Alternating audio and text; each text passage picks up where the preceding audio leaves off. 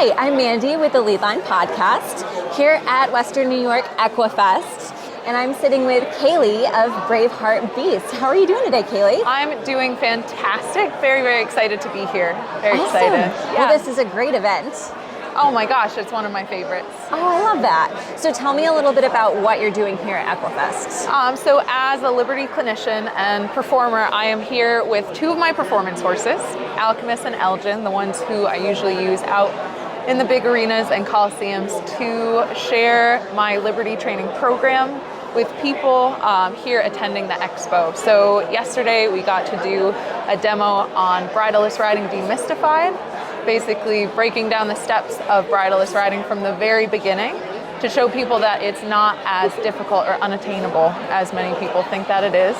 And then later on today we have an advanced Liberty demonstration, which will feature both of my boys working as a team, breaking down some of the foundational pieces of Liberty work, but really showcasing a lot of where those pieces can lead to.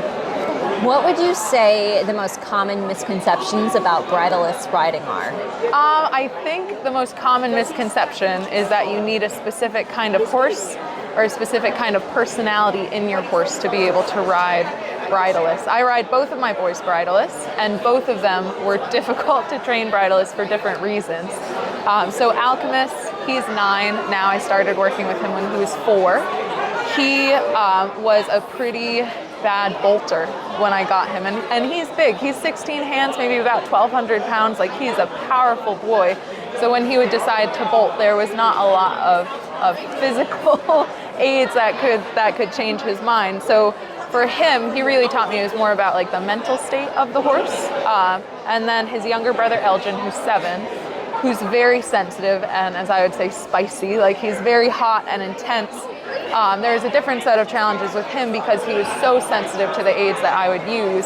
It really held me accountable to creating clear communication with him to ride him bridleless. So a lot of people think you need a horse who's dead broke, really, kind of dull, doesn't want to go fast in order to ride safely without the bridle, but it really just comes down to how well your horse understands your aids and breaking those aids down into manageable pieces. Yeah. Now, do you remember the very first time you ever rode bridleless? I do, actually, specifically with each of them. Both of these boys were they are, as I like to say, my maiden voyage. So they're the ones I test all of my new ideas out on, and it has been that way since the beginning. So Alchemist, I rode for the first time bridleless with a lead rope tied together in my mom's backyard. And we all loved the show Heartland, right? I had seen it on Heartland, and he and we knew each other pretty well at that point, and I didn't have nearly the tools that I now know I would have needed to be successful with that, but he was good. We could kind of turn and kind of stop. And then Elgin, I actually haven't ridden him with a bridle in almost 2 years now. So he's been solely bridleless as a personal challenge. So he was started pretty well at Liberty. He could walk, trot, canter at Liberty. And at the time he was like walk, trot, under saddle, but still very green. And I had started to incorporate a lot of clicker training into my program. So I started to transition that to the saddle and then to the neck rope, and then ended up taking the bridle off, and we haven't put it on since. That's amazing. Yeah, it's been a journey. It's been super cool. Well, tell me a little bit about some of the other offerings that you have at Braveheart Beast. In addition to the demos and clinics that you do here, what are some other things that you're working on? Yeah, so I share what I do through in-person clinics, so people can host clinics, they can attend clinics at our home base in Rhode Island, or I travel all over the US. And this year we've actually launched a really cool online learning platform. So it's called the Braveheart Beast Network, and what makes it really unique is it's a library of full-length, unedited training videos so that students get kind of the down and dirty of when things go wrong. And it's also a social media platform so that my community of students, we connect to ask questions, share progress, we do live Q&As, we have Liberty challenges, because for me, as somebody that is primarily self-taught, so many hours were spent watching videos, educational videos of trainers and horses that looked fantastic on screen.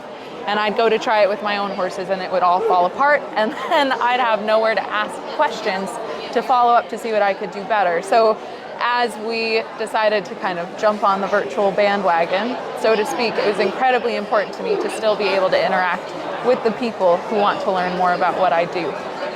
So if people want to learn more about that, they can go onto my website, braveheartbeast.com. Under online resources, we have a video subscription, and they can learn all about it right there. Well, that sounds amazing. In parting today, I just want to ask you, do you have any tips for other equestrian entrepreneurs? That is a wonderful question, and yes, I do. I mean, I think to sum it all up, whatever their ideas are, whatever they're passionate about, just keep going, I think is one of the biggest things, because at the end of the day, it's hard work. You have to be passionate about it, and you have to believe in it enough to overcome the days when it feels like it's not going to work and you're not going to get there. Because for me, like this trip, we're on an expo tour right now. So we're on week 3 of a 4-week trip.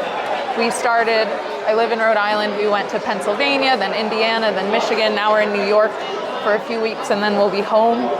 This year, and especially this month, to me it feels like I've finally started to crest the hill of this incredibly difficult uphill climb to get to where I am. Like none of what I have was just kind of put in front of me. I've had to work hard for each and every step, and those steps often weren't easy.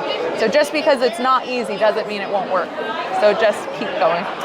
Yeah. I love that. Yeah. So where can people follow you online? So they can find me on Facebook at Braveheart Beast, also on Instagram, Braveheart Beast, and then once again my website, braveheartbeast.com, and then our online platform. If they subscribe, that is a social media network in and of itself. Awesome. Yeah. Well, thank you so much, Keely. It's been great talking with you. This has been awesome. Awesome.